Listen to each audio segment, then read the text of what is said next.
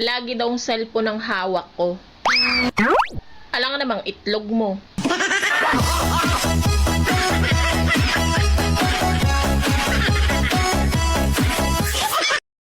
Han, bakit hanggang ngayon, hindi ka pa rin nagpatuli? Diyan ka na naman eh. Ako na naman yung nakita mo. Bakit mo kasi ako pinipilit magpatuli? Ayaw ko nga kasi masakit. Pag inaano mo kasi ako, kinakabagan ako eh. Hindi ko ugali magbait-baitan. Kung ayaw mo sa akin, ayaw ko din sa'yo. Ganyan lang magpakatotoo. Alis.